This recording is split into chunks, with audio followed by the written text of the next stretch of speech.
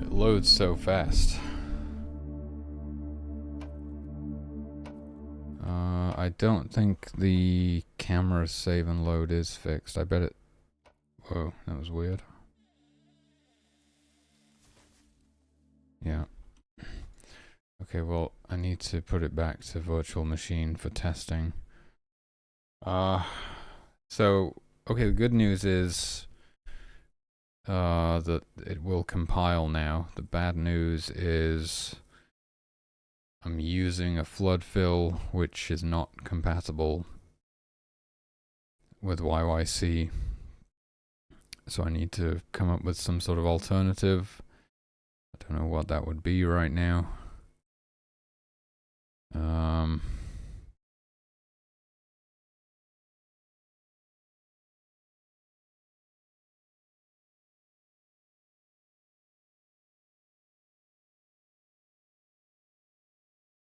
And that's basically it. That just means that I have not flagged any of the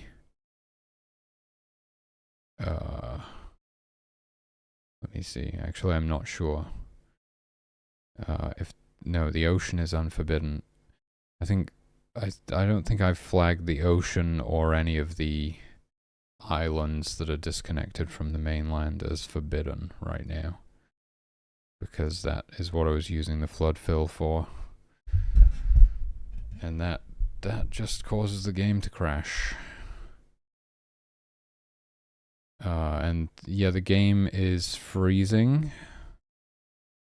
And I don't know why it's freezing. But it might just be because I'm not flagging those cells as forbidden. Possibly. Although I have my doubts about that, but that's the first thing I need to fix. Actually, the first thing that I need to fix is making sure the camera saves and loads correctly. I thought it would be as simple as kind of renaming a variable, but that didn't work. It didn't like that when I did that yesterday, and I don't know why.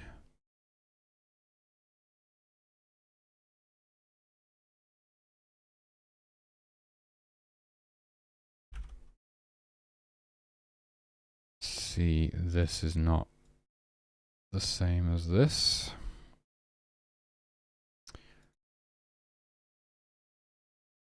And I thought I would just be able to rename it like that. Right?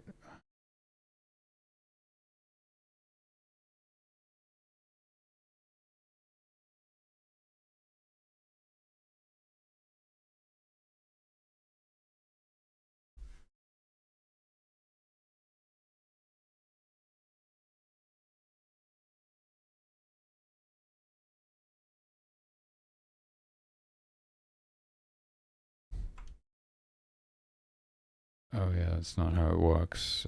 No, this is what I'm looking for.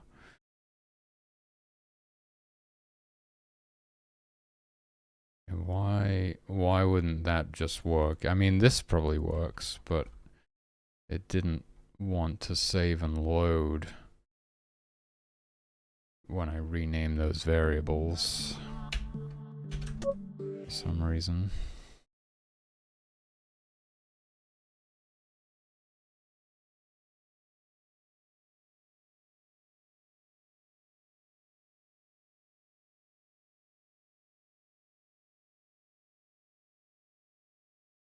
So I guess if you were making a game in GameMaker and possibly other engines too, a 2D, you know, sprite-based pixel art game with tile sheets and stuff, if you didn't want your trees to be interactable, you would be better off making them on the tile map and then just flagging those tiles as forbidden.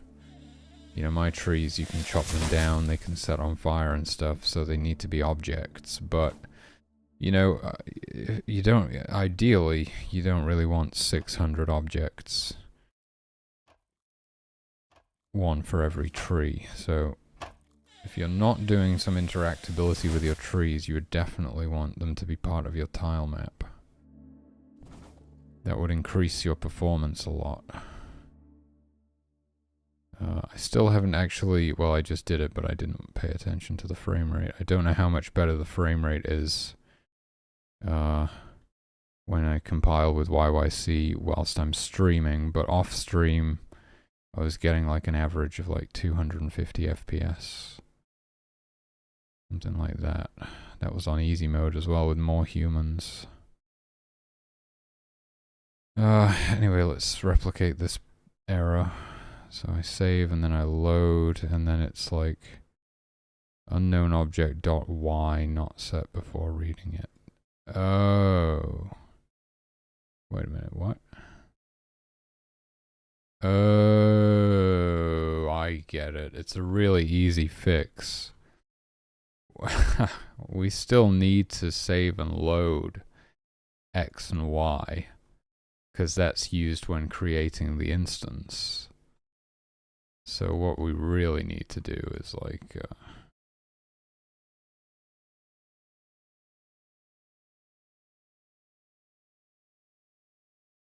oh, that's funny. That actually means that the camera object was getting loaded in a different position.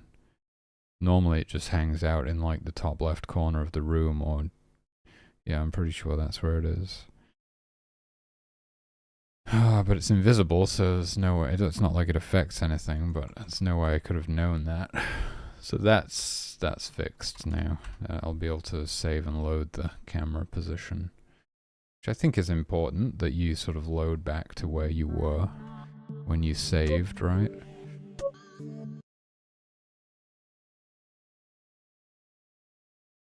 Yeah, I did tweak the difficulty again recently.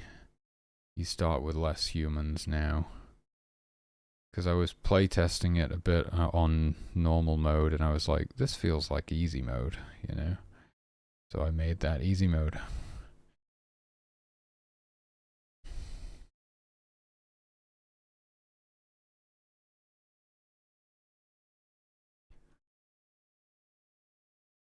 Okay, so if I save my camera here and then move it and then load, I think it also saves and loads your zoom level. Yeah. If I zoom out and then load, it will zoom back in. If I zoom out and save and then zoom in and load, it zooms out again. It just remembers everything. It's nice.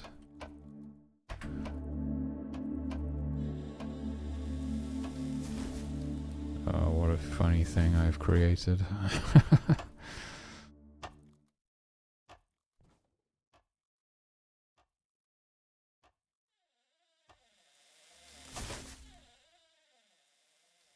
So if I enable the navigation grid, yeah, none of the ocean is flagged as forbidden. None of these little islands are flagged as forbidden. If I let the game run for long enough here, maybe I put it to 8 times speed as well, perhaps it will freeze, or maybe it only freezes when using. Oh, they will also drown themselves sometimes. They just walk into the ocean and drown. Oh, it froze. Okay, so that's not something to do with YYC. That's just an infinite loop that I've created somewhere, and it's most likely as a result of not flagging those tiles as forbidden. I'm not sure why or what that could be exactly, but something's going on for sure. Yeah, previously the old waypoint spawn system wasn't even really a system. The old waypoint spawn code would check the tile map and only spawn waypoints on like solid ground, basically. And then I realized there's no reason to actually do that. We can, you know, anywhere that's not forbidden, we can spawn a waypoint. So, and it's much faster to do it that way. So we do that now. but it does mean if you don't flag the ocean as forbidden, they will just walk in there sometimes and drown.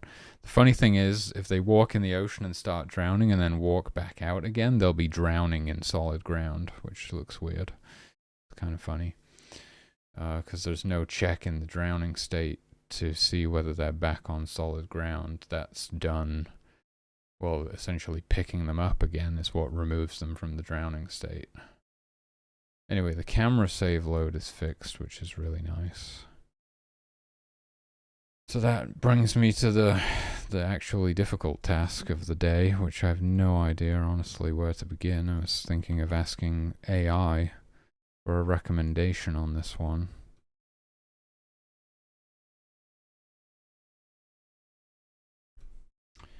What's a good alternative to a recursive flood fill?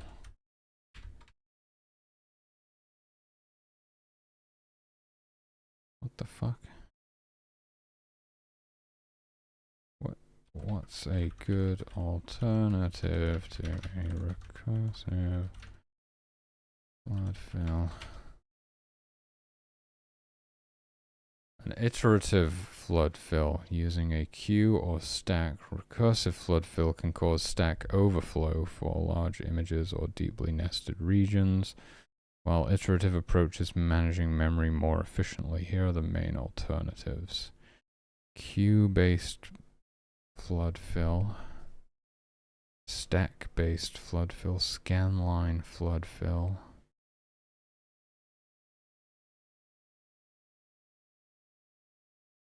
Boundary fill with iterative approach.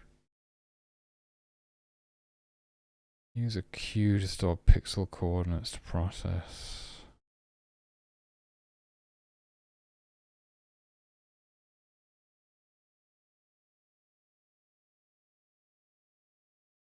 Pushing valid neighbors onto the stack.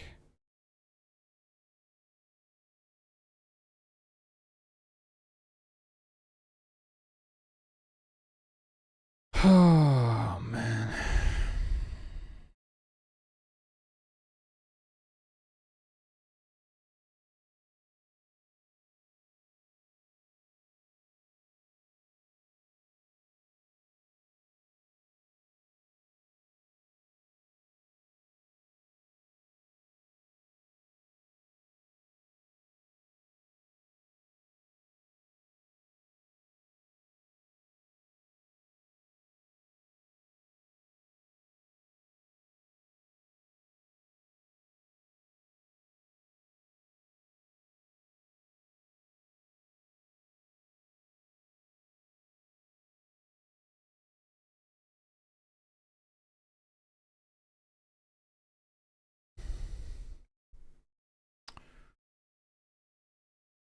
So scan line would be like we take the first cell and we go out left and right from that. And we check above and below. And if there's something above or below, I suppose first we check above and below. Then we go left and right, right and left, check above and below.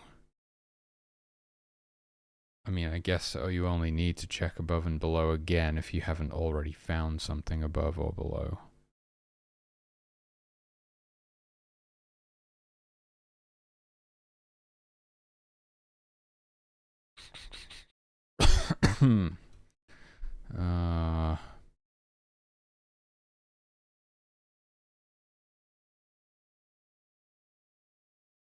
What if I just throw my frickin'...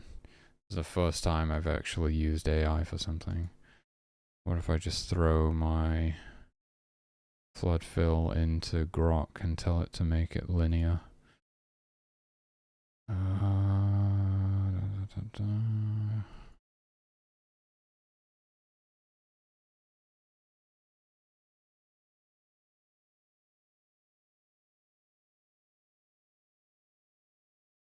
Probably remove all this freaking commented code.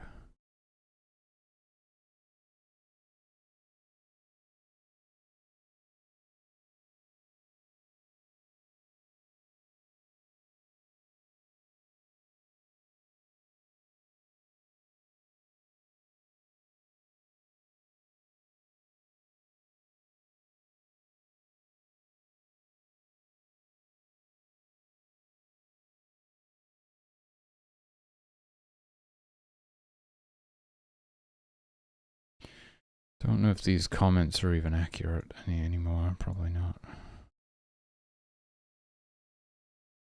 Good morning, Busy. How's it going? Look at all this. We can safely get rid of this.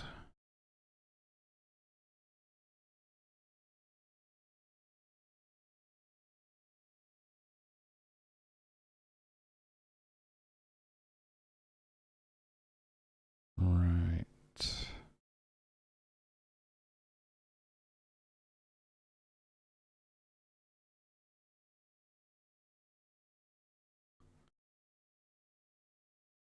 Oh.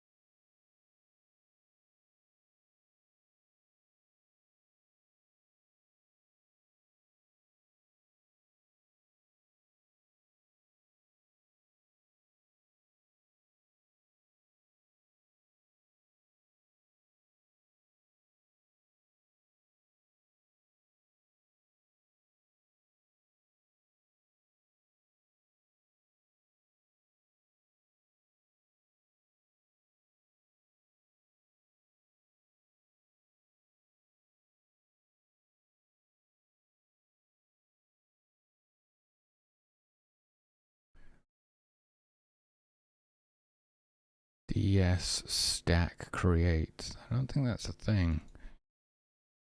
Is it? It is a thing. Creates a new stack data structure and returns a handle to it. I've never heard of a stack before. I don't know what that is.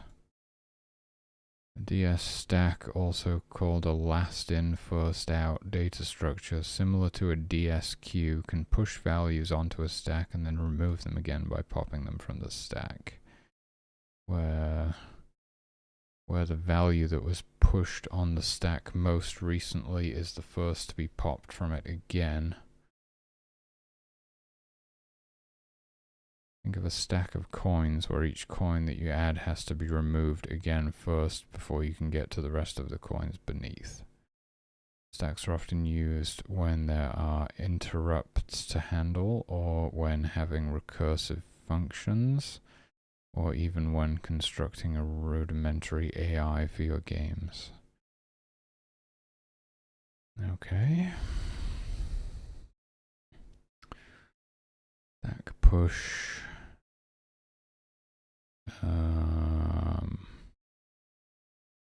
While not empty DS stack, pop the current stack coordinates, point DS stack pop stack CX equals 0.0 CY 0.1. Yeah. Find the left boundary of the scan line. X left equals CX, while X left greater than or equal to 0.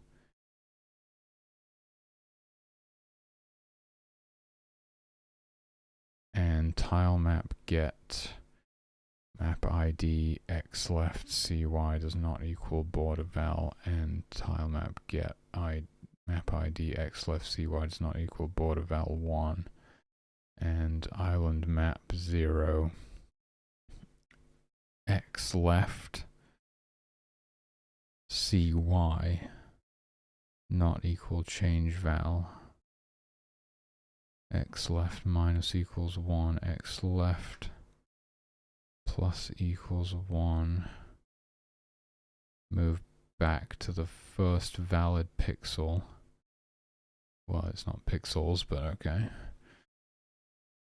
Find the right boundary. So it's like looking for the end of the lines. Looking for the ends of the line. Fill the scan line and check for new scan lines above and below. For var I equals x left, I less than or equal to x right to I plus plus. Okay, so it starts all the way on the left and goes to the right, setting island map I cy to change value. And then it checks above cy greater than 0. And blah, blah, blah, blah, blah. Pushes it onto the stack. Cardinal, if not cardinal only. Diagonals for 8 direction connectivity.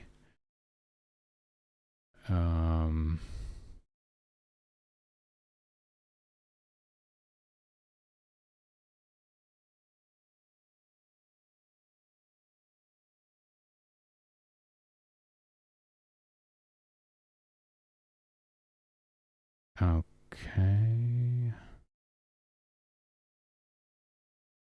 Maybe this just works. I don't know. Let's try it. Alt-C. Rename this SC linear fill or scanline fill. What are we going to call this?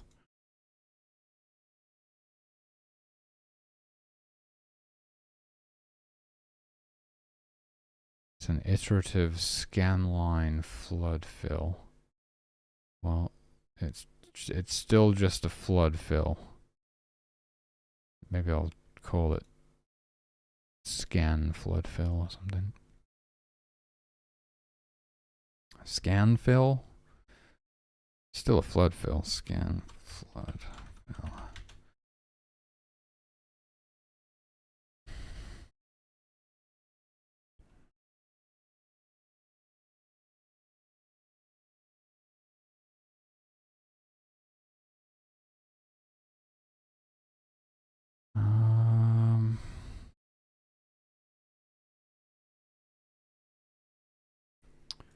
So, whoops, so it needs these.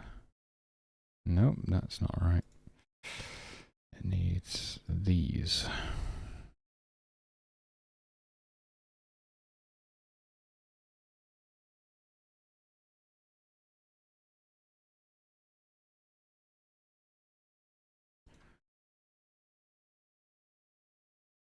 And this is the code.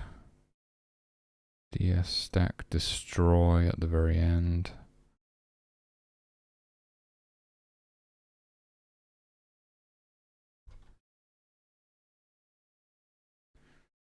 Okay. Let's try it, I guess. It's the first AI generated code that I've used.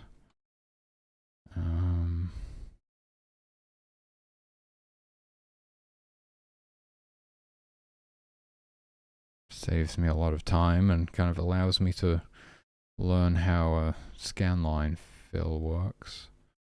Although I don't really get the cardinal bit, but hey.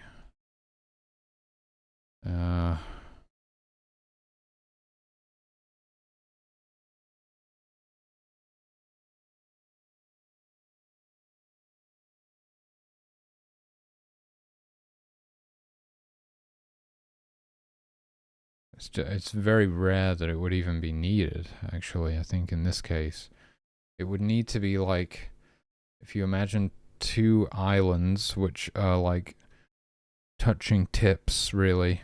Just the like just the single corner pixels of two tiles are next to each other like that. And then it would be able to still scan diagonally into the next one and spread into there. So I think I do understand it.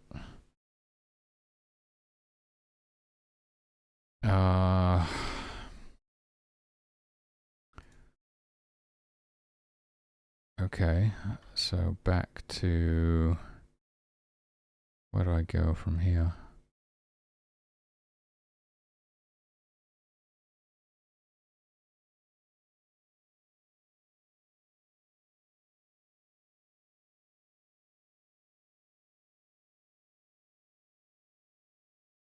Where is it?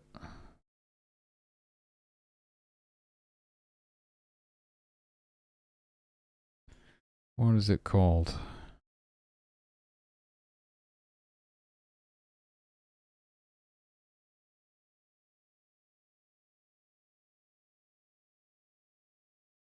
Forbid cells? Where is that?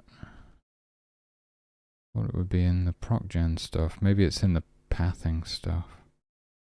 It is. I guess it is pathing related, but it's confusing.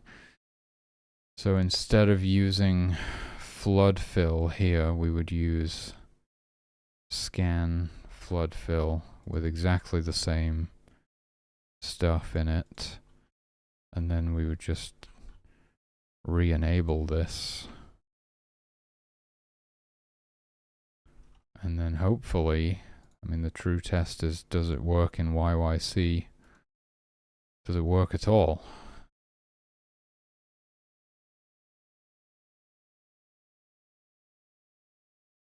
Man, I gotta put a hoodie on or something. It's cold. I can't believe how terrible this weather is. Oh man. Been saying it for years. I'm in the wrong country still.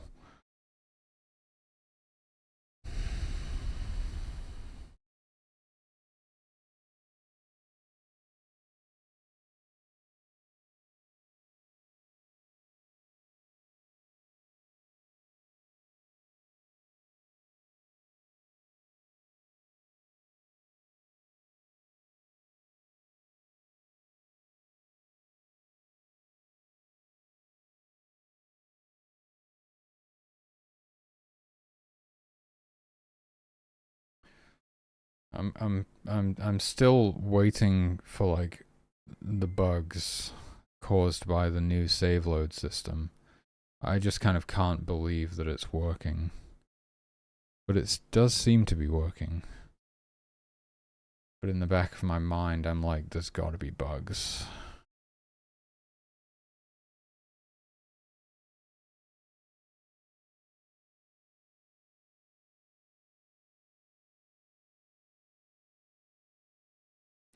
Load percent less than 69. Nice.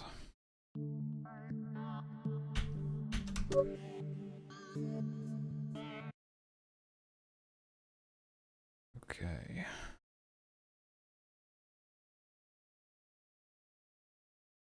Oh shit. Whoa, it actually made it. Thought it was it. That bit where it froze for a minute was when it was doing the flood fills. Did they actually work? Holy shit, look at that. It actually works.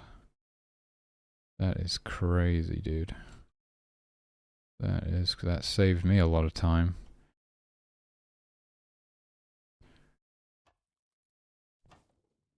And I actually learned something. How about that? So this is my first test running the game in YYC while streaming. And I have about 50 FPS. I've gained about 50 FPS. It feels nice and smooth. I'm not getting those weird lag spikes, really. Not as noticeably anyway. They are there. A little bit. Maybe, I think most stuff is off of the global tick, though. I wish I knew what was happening. But yeah, this is a hell of a lot better. The load times are greatly improved, and the performance is significantly improved. It's not massive, but it's definitely better. You know, I'll take an extra 50 FPS any day of the week. Oh my god, yeah, the bear is attacking. Don't want none of that. Running right into camp, though. Okay, well that was pretty good. AI saves the day.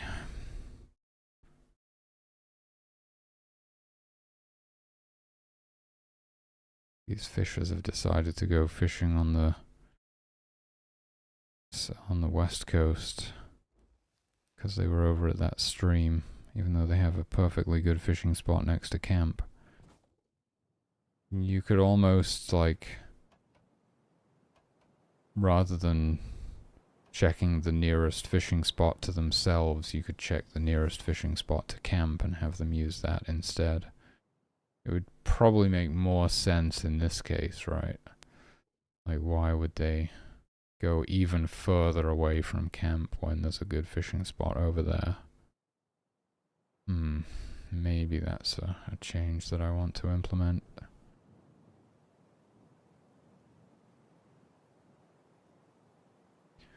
So, yeah, this is pretty great, though.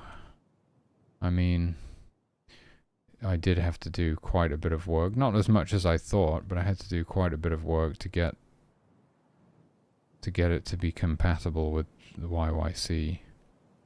But it was only like 2 days?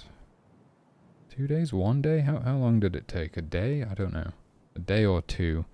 It only took a day or two to refactor my code for YYC compilation. And I got a nice performance increase and much faster loading times.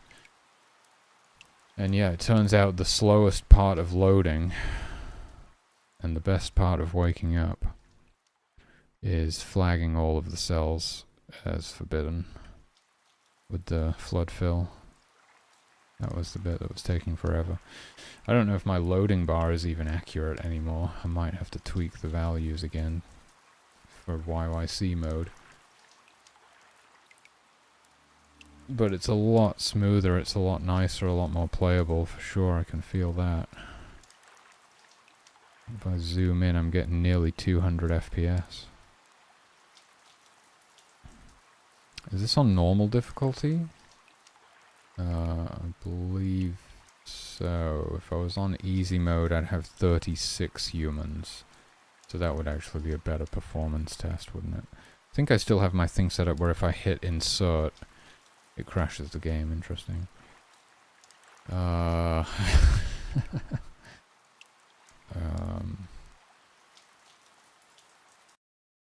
don't know why I did that. I used to be able to hit insert to spawn additional humans, but it's not working now.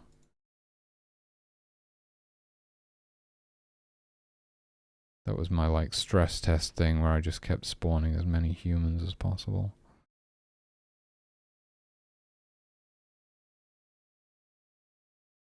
It didn't like something about this. Right, but you can't debug in YYC mode. I don't know what would be wrong with this, to be honest with you. I didn't change anything about it. Okay, let me open my notes / to-do list here. I want to write that down before I forget, because it might actually be a good idea. Kind of would make sense, wouldn't it? Okay, I'm doing that. We can cross that off the list. We've still got to do that and that. And I have a note here that just says, you can fill the entire map with trees. Which you can, actually.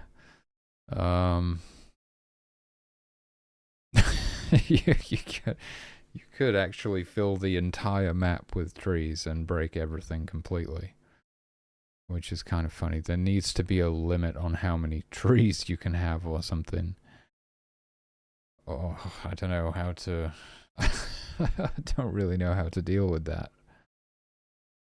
I mean, yeah, probably a limit on the number of trees, because not many players are going to try and do that. Or we can just let them completely break the game if they want to. If you really want to fill the entire map with trees, you can do it.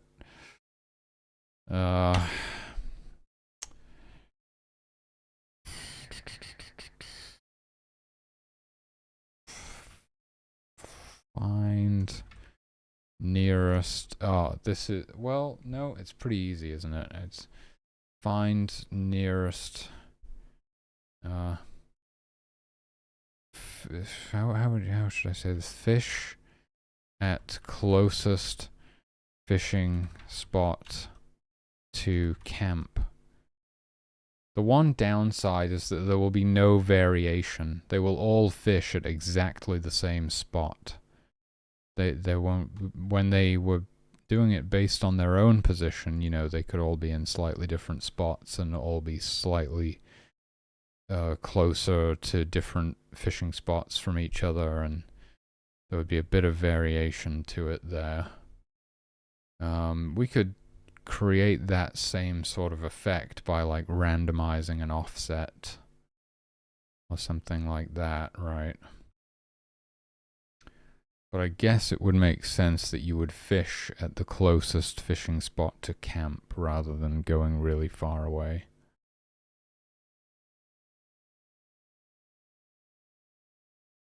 Yeah, what kind of makes it. What kind of makes sense. Well,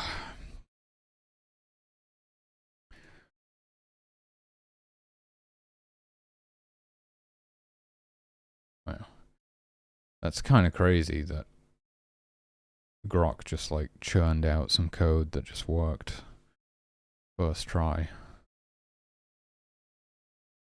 I think that's one of the things I was always kind of worried about with the AI, is that it would just make like buggy code that I'd be debugging, and because I didn't write it, I'd have even less of an understanding of how to debug it. But it did really well in this case, actually. And I mean, I could have spent all day doing that, and it took 10 minutes. That's pretty insane. That is a powerful tool, no doubt.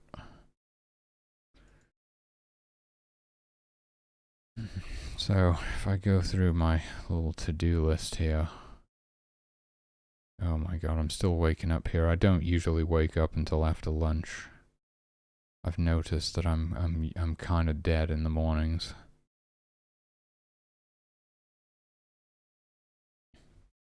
And then I get like this weird burst of energy in the evenings where I get like almost hyperactive for an hour or two and then just crash really hard.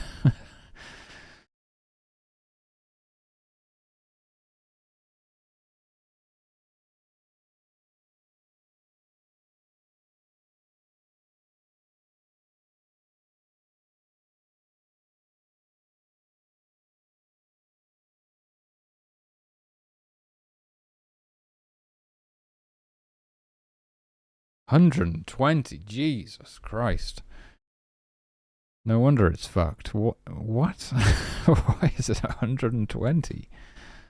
You absolutely insane. Shouldn't it be like 75 or something? In this case, isn't it usually like half of the amount on top again or something? It's kind of what it looks like for these, not for the default one. The humans have a perception of 45. This whole time I've been under the impression that it was 30. Huh. Really? 45. 45, and half of 45 would be 22.5. 40, 55, 65, 67.5. I just like rounded it down to 60, I guess. 45, wow. Okay. Yeah, it did used to be 30 for a long time, but the maps were also smaller, so everything was closer together. And then obviously at some point I felt like they should They should have a larger perception radius. But yeah, this is no wonder it was because there was a wolf chasing. Sorry, there was a pack of wolves chasing a bear the other day, and they just kept chasing them, and just chasing them and chasing them. And it's because they could never get out of this massive de-aggro radius, which probably should be about like 75 or something. Same for, well, that's the bear de-aggro radius.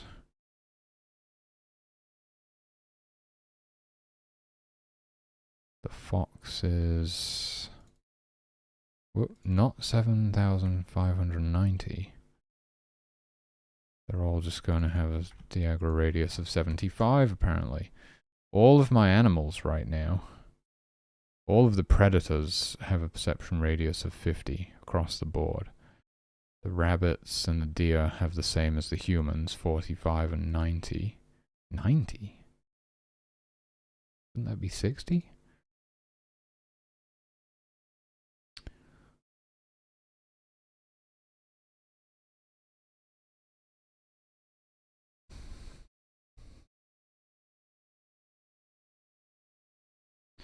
So I was expecting to have to refactor a lot more stuff to get it to compile with YYC, but I didn't have to. All I had to refactor was the load code. Everything else is fine, apparently, which I was very surprised by.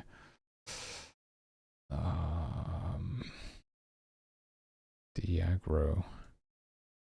Right, so I'm just aware that if I lower that, then these animals won't run as far. Yeah.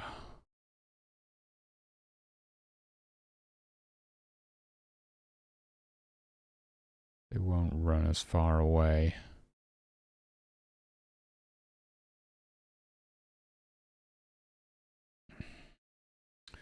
Maybe I should just give them a perception radius of 50 and a...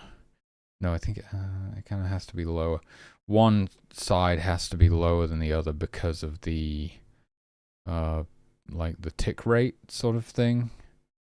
If they both have exactly the same size perception radius, then you can imagine like it overlaps and then they both are in range of each other, and then whichever one updates first, like either attacks or, well, no, that would be fine actually. It's when the one that flees updates first and it runs away before this one has a chance to react.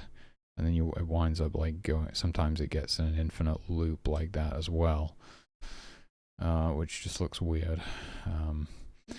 And the simplest solution for that, obviously, because we still want everything to run on a tick and we still want to do the distributed scanning or whatever, that's the smart incrementation is what I call it.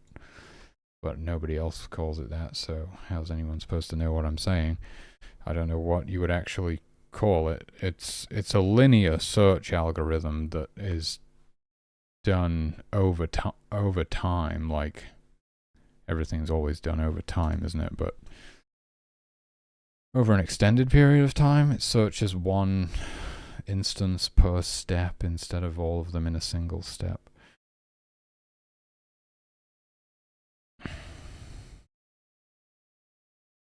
I mean, I've been quite happy with this, I think.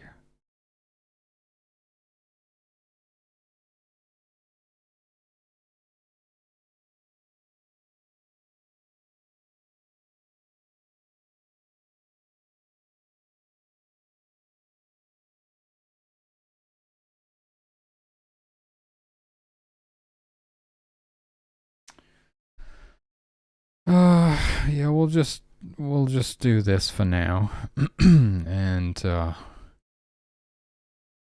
think the thing is here, right, if I'm not mistaken, then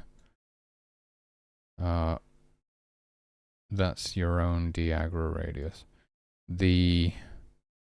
So if some wolves were chasing a deer, the wolves would actually give up chasing a lot earlier than the deer gives up on fleeing.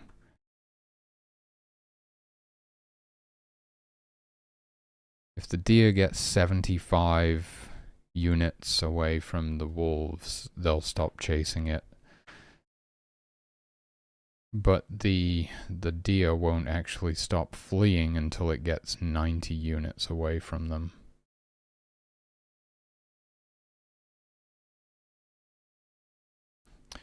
Anyway, the main thing was that the wolves and the bears and stuff were just chasing for way too long.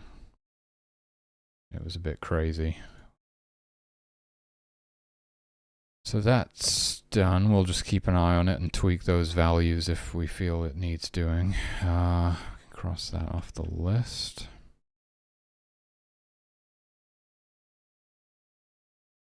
Disable tinting when dead. Right, that's funny because if they die of hypothermia, if they get really cold, we tint them blue. If they get too hot, we tint them red. If they die of hypothermia or heat stroke, the gravestone is actually tinted blue or red, depending on how they died. Where is that tinting stuff? Oh, it's going to be in the draw event, isn't it? Because it's a draw thing. So yeah, like the only check I'm doing is the temperature. We should also check that they're actually alive. If they're in the comfort zone, this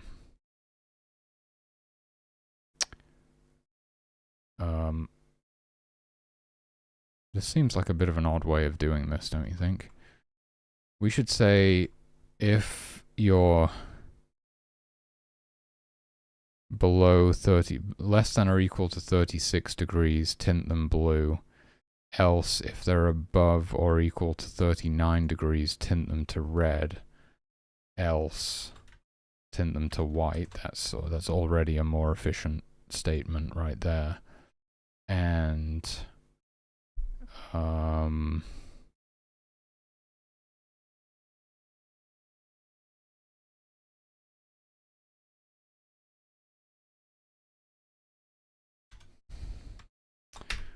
unfortunately, we do have to check these twice. But state, we could just do HP instead of checking both states.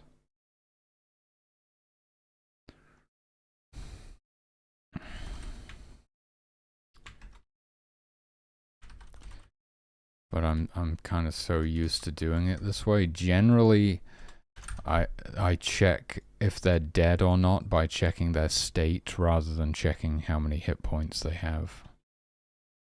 I don't know why. I just kind of felt like that was the way to go. And they never actually enter this state, but I still make sure I check it everywhere because I'm future-proofing for when, for this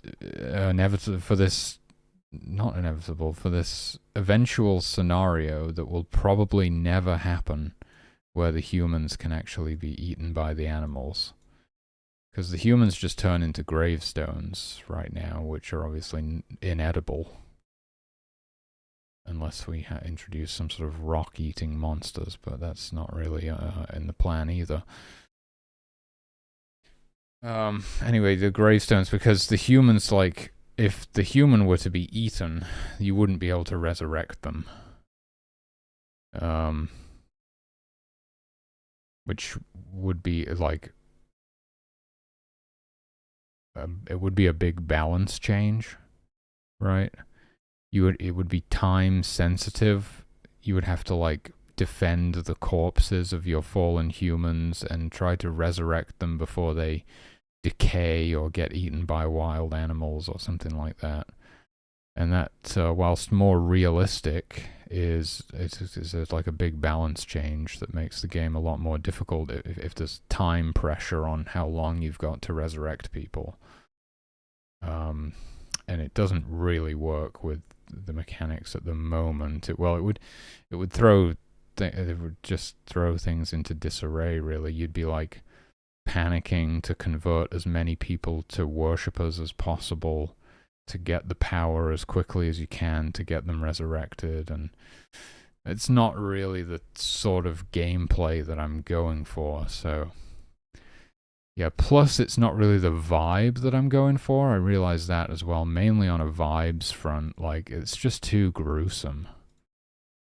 It's kind of gruesome, the thought of, like, the animals devouring the humans, and that's a bit much.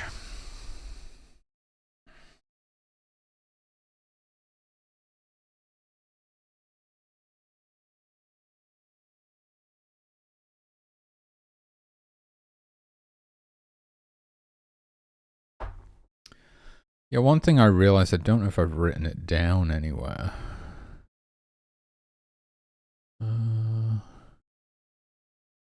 But one thing I realized is that the skeletons should stay forever.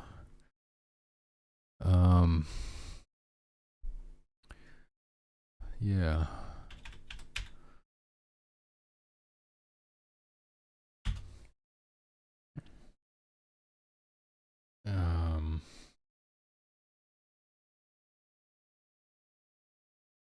Like, prevent skeletons from disappearing.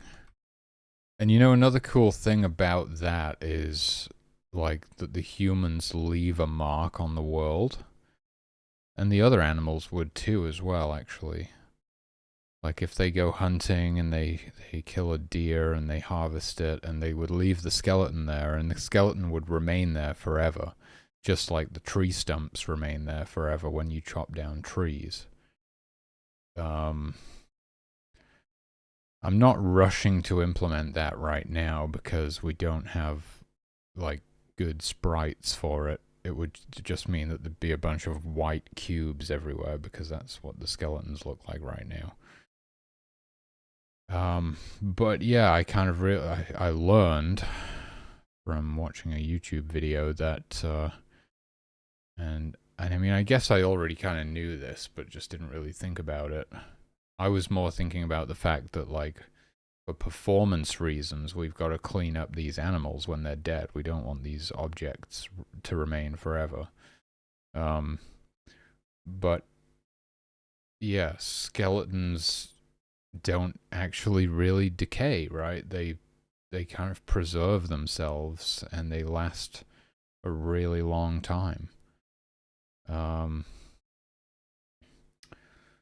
So yeah, that's like how they should be in the game as well. And the way that I would do it is by swapping out the object.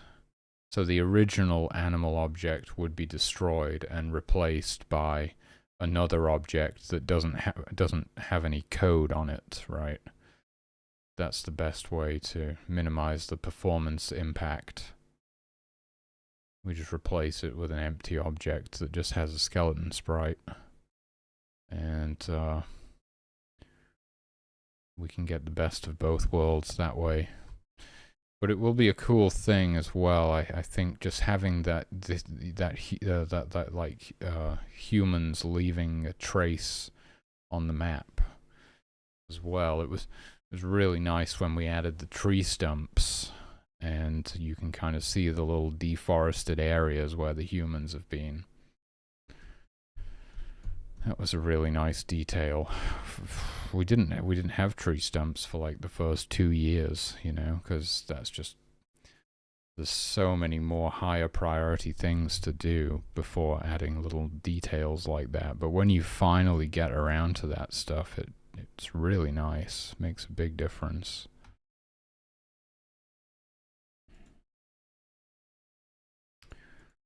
Okay. Wow, we're really knocking them out today. What's the next thing on the list? Well, it's just the thing I was thinking about. Do we want the fishers to fish at the closest fishing spot to camp, or do we want them to fish at the closest fishing spot to themselves? Probably the closest one to camp, really. Closest one to camp, if not the closest one to the store, if the store exists.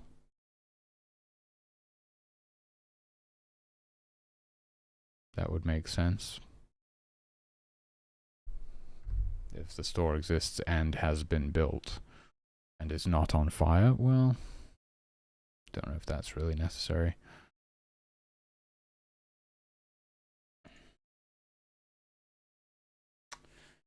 Yeah, I was kind of expecting that to take a really long time, so now I'm just like, well, what do I do now? I'm kind of done. Well, maybe I'll do something else today. I struggle with pivoting, with changing tasks. It would be quite a challenge for me to switch over into like sprite drawing mode now, because I'm in code brain mode.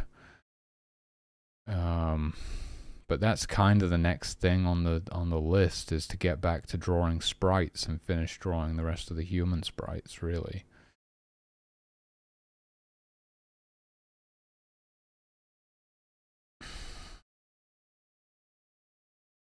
I think I might like to try and draw the drummers, you know. The drummers, I think, would be the same sort of body type as the shaman. I kind of imagine them, but that's weird. I imagine them without masks, though. I don't quite know what their masks would look like. I imagine them with headbands for some reason. They all have like a string on the mask, you know, because it keeps the mask on their face, but like an actual headband.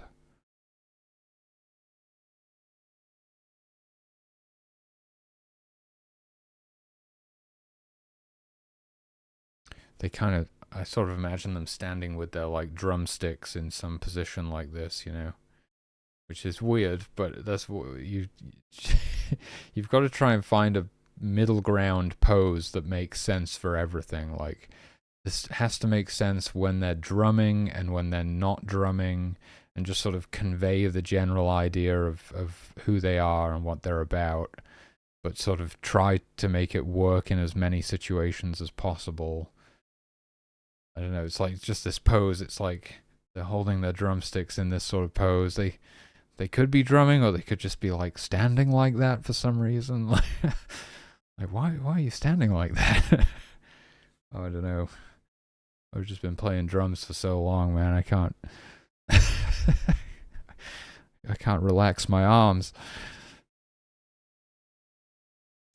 Yeah, I still don't have very clear, like a very clear vision in mind for the remaining sprites. The drummer, probably just right now, it just kind of hit me.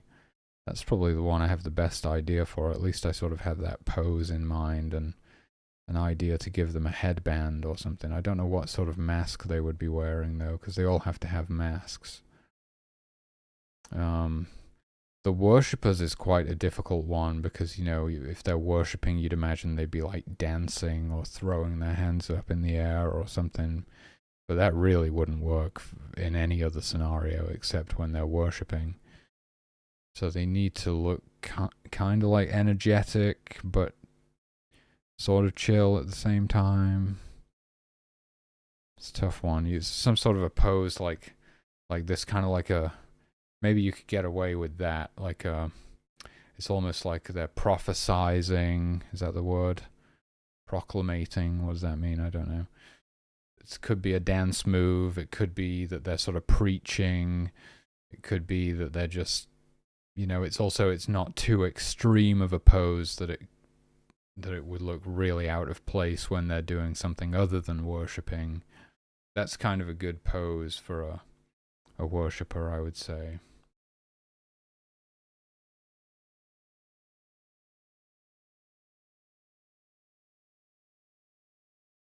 What else have we got to do? We got to do the breeders, yeah. Are there any girls there? I want to do them. And so obviously they're only females, so there isn't a male sprite, but there is a pregnant variation that we have to do. And a carrying baby variation as well, like cradling a baby as well. Oh, I think they can also get pregnant whilst carrying an existing baby. No, that might not be true. I forget how it's set up right now. Maybe they don't get pregnant again until their current baby has aged up into a child. We need to look at the sexy time code. Right, they can't be carrying a baby at all. Okay, so we don't need to worry about that one. But I kind of imagine them, I don't know, I'm almost doing the pose right now, like hand on hip. Like maybe one hand on a hip and the other. If I wanted to make it reusable to try and save myself as much work as possible, then their hand would kind of be in a place where it could be interchangeable. The baby could be added or removed, but that might look a bit weird. But I sort of imagine them like long hair, again, some kind of flowy sort of clothes, which is hard to do because everything's made of leather and fur in this universe. But like hand on hip, obviously very feminine. I don't know what sort, again, I don't know what sort of mask they would wear. It's gotta be something motherly looking, whatever that means. Can't really imagine it.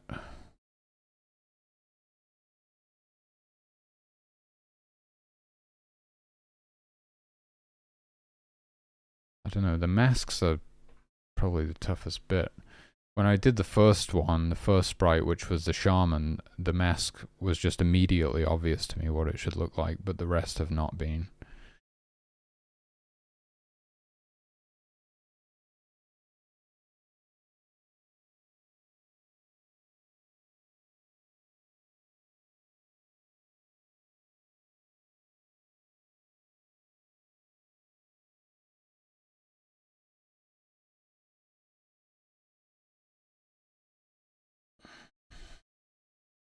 And there's the fishers. The fishers should probably be like holding a fishing net or something.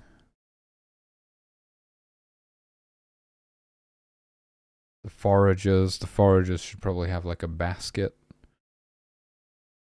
I guess.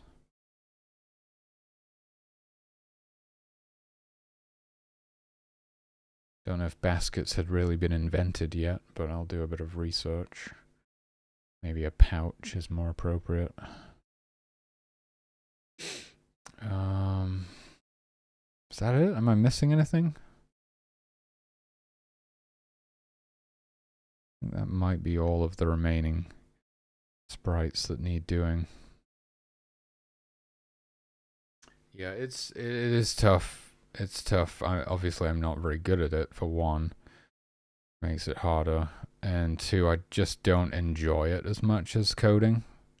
One thing I learned, I'm not as big on the art stuff as I am on the coding side of things.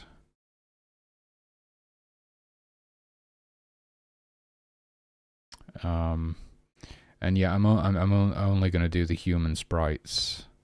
I'm not going to do any more sprites after that. No way. But it's nice to have them just as placeholders, basically, and then,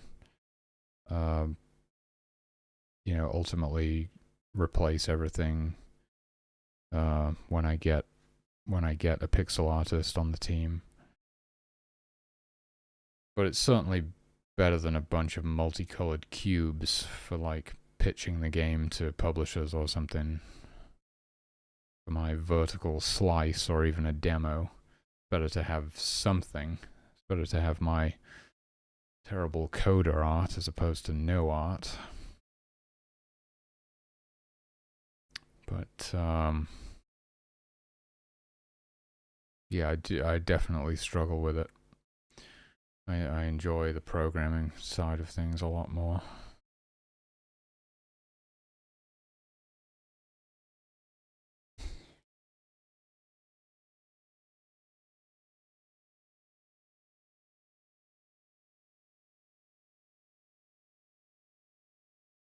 Yeah, I'm kind of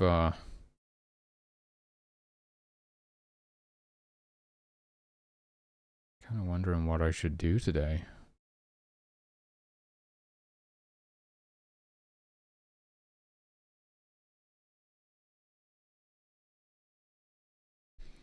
I'm supposed to be working out today, but again, I don't have enough food to actually justify that.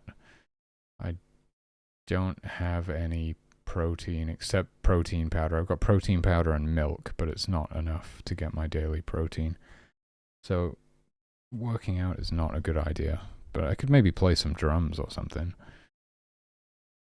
Yeah, I really need to figure this out. It's a pain in the ass. I have like one day every week where I run out of food completely.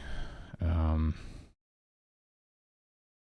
know, I have breakfast. I had some bacon and eggs. That's my usual breakfast.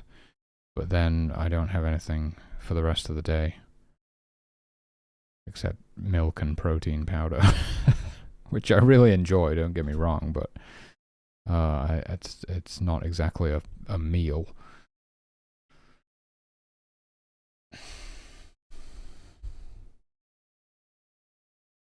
I don't know. I used to have like a pizza once a week as like a cheat meal thing, and that's what I would be having today, but I always just felt so bad. Like I would feel so terrible after eating it. I was like, why am I doing this to myself? You know, this brief moment of mouth pleasure just to feel like shit for the rest of the day. What's the point? What's the point? There is no point, but I haven't figured out a replacement. I haven't figured out. And just the really annoying thing is that they sell like the chicken in packs of 3 and stuff. So it's like I can buy 2 of those and get 6 days worth of chicken. What about day 7? What am I supposed to do? That's a pain in the butt.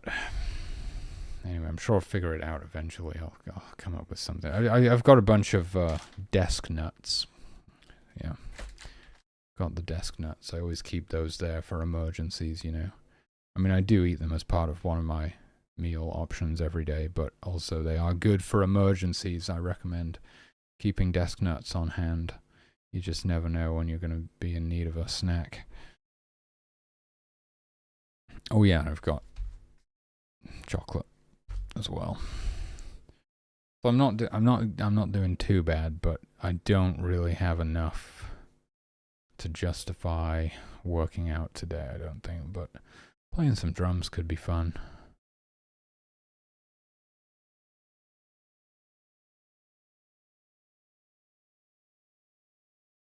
I've definitely just felt like extra tired for a few days. Like I guess since Saturday, really. I just noticed because was it since Saturday or maybe Friday? I don't know. Drumming is always a really good way for me to like check in with myself and like see where I'm at based on my performance. And I was able to tell that like I'm just kind of tired today.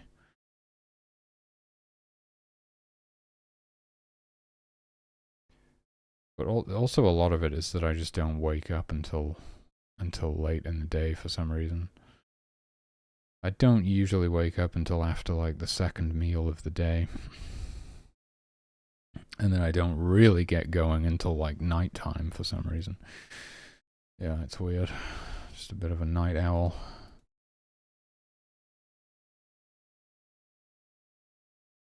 Anyway, despite like, whoops, I just lost chat.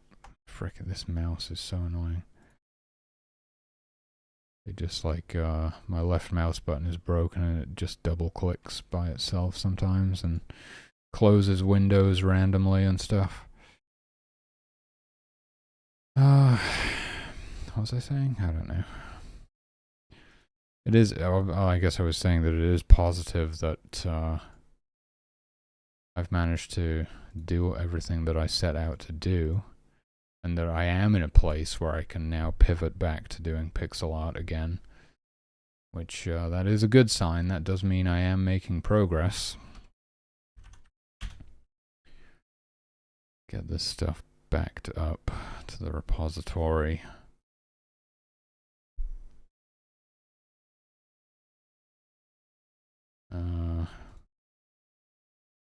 fixed camera position load bug.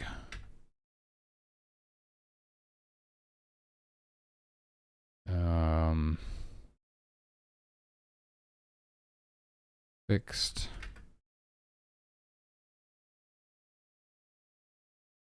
grave tinting bug.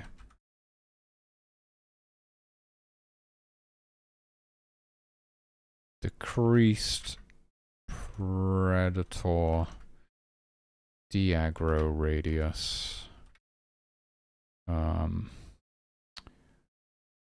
Replaced recursive flood, Jesus, flood fill with linear, no, what was it called? A scan line flood fill or something? Linear scan line flood fill. Okay, nice. And I can actually remember everything I did. Usually it's like 9 hours in and I'm like, what did I even do today?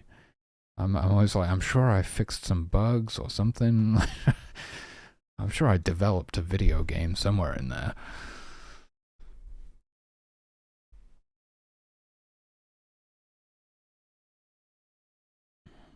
Alright, that's backed up. And yeah, it works with YYC compiler now, which is fucking fantastic.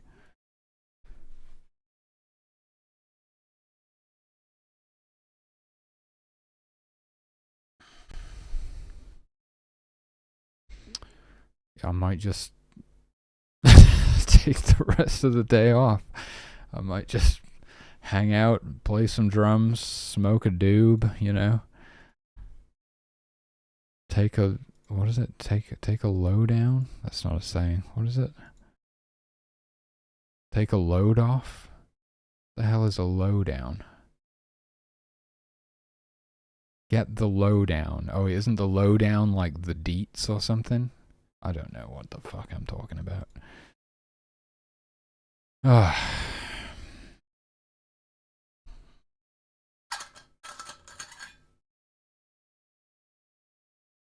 Give me the lowdown, isn't that it?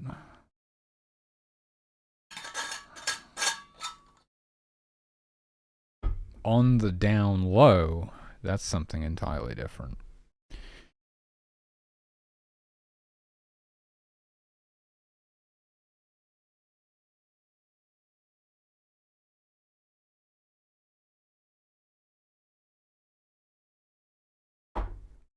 Oh my god. Yeah, I've been like going to bed really late as well and waking up later, which is not helpful because it takes me so long to get going. I mean, it doesn't really make any difference, does it? I still stream for the same amount of time, so I'm still half asleep for like most of it. But weirdly, yeah, I don't usually really wake up until like after I've ended stream. I have about 2 hours a day of actual wakefulness, and then I just crash out. It takes me like 12 hours to wake up, about 2 hours of being awake, and then I'm done.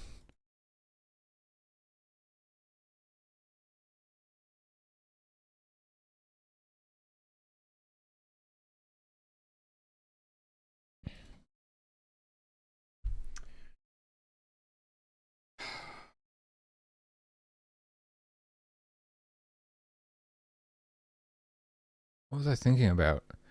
Oh yeah. Possible stretch goal, or like an additional feature that will probably never make it into the game, but like if I just got like with the right level of funding or whatever, I could eventually add it, would be like a hero mode or something, like adventure mode in Dwarf Fortress, where you control a single character amidst the tribe.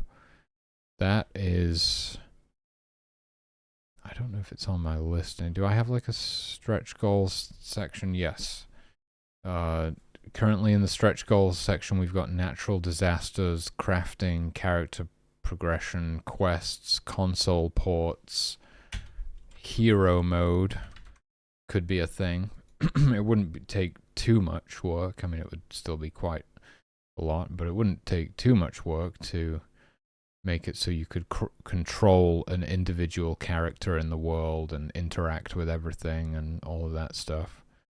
Could be quite cool, and a hero could just be like a combination of all of the different gifts. So just one character who can do everything and anything. So you can hunt and fish and forage and fight and potentially even breed. Bow chicka wow wow.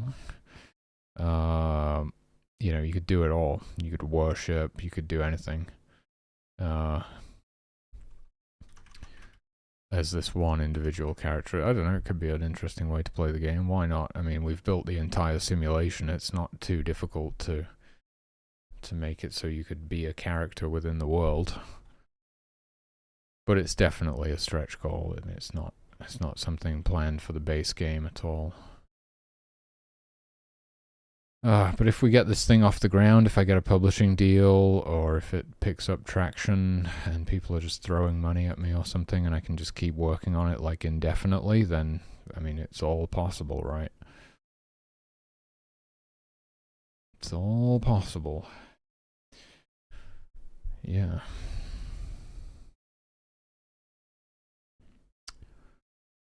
Man, I'm definitely reluctant to do the pixel art. It's like, it's one of those things where I just tell myself that it needs to be done. So you've got to do it. Don't give myself a choice. Just do it. But I'm not super happy about it. I'm not excited for it, really. I'd rather just be coding. I'd rather not draw pixel art.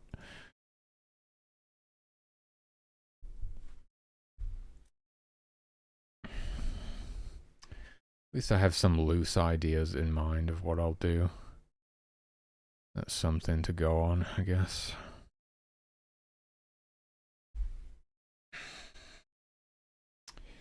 Yeah, and you know, I've got a couple of extra miracles to add to the game that I've got in mind. I still got to. That's not great because I still need to think of another like 23 miracles or something. But well, or I can just reduce the number of miracles per level from 4 down to 3 or something, and then I only need 30 miracles for the whole game instead. Which I might wind up doing if I can't think of enough of miracles.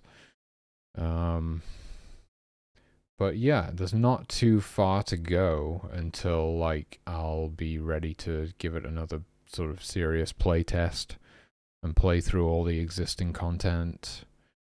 But that's probably only a few months away, and hopefully we're sort of a few months to 6 months away from like getting the Steam page up, and then we can start doing like closed beta or whatever, like closed play tests.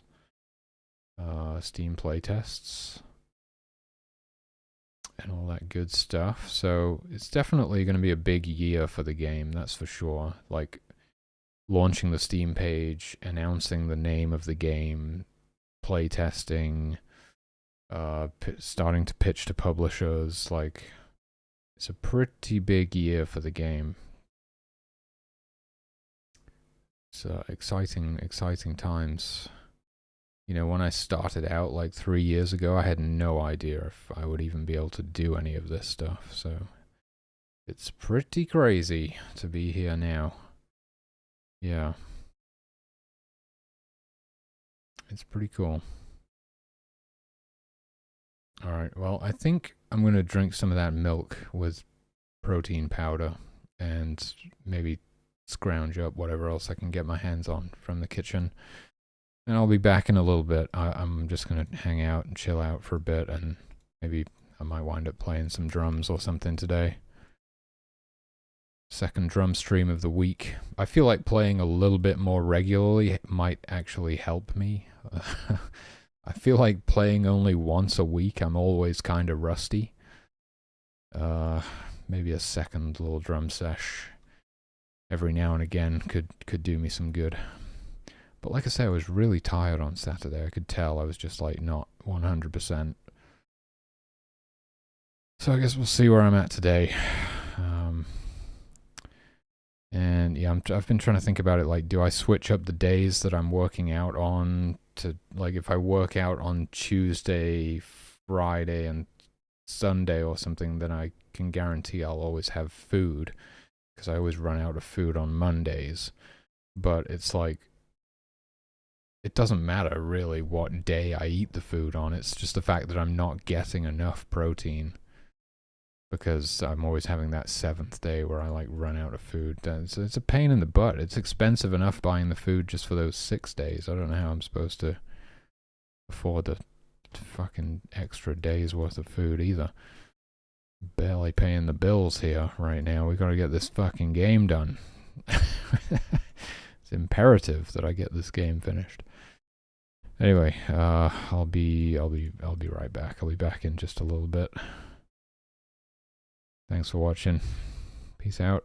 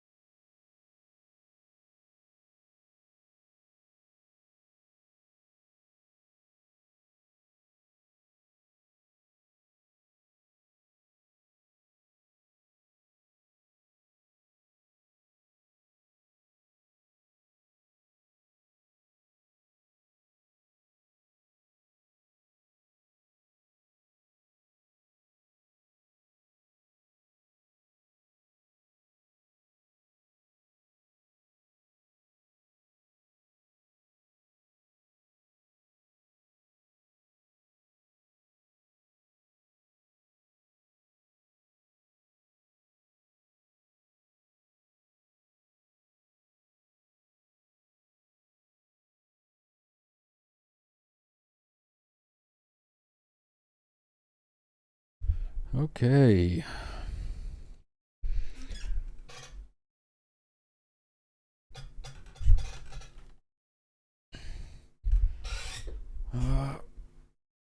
I don't know why this camera's gone all kind of wonky recently.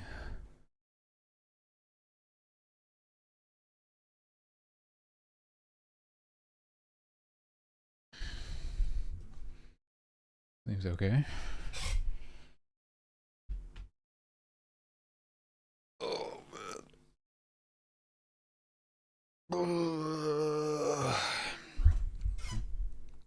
I still just feel kind of off today. I don't know what's going on. But I think I'm going to chill out for a bit. Smoke a bowl. That might help.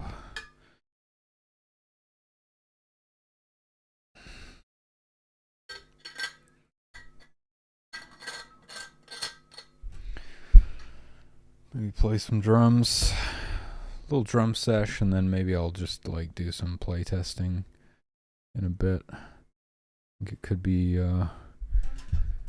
fun. And it's a useful way of finding bugs and figuring out stuff to do. I'm gonna have to stop streaming on YouTube though, because I can't listen to any music when I'm streaming on YouTube, so if you're watching over there, feel free to migrate to the Twitch stream. If not,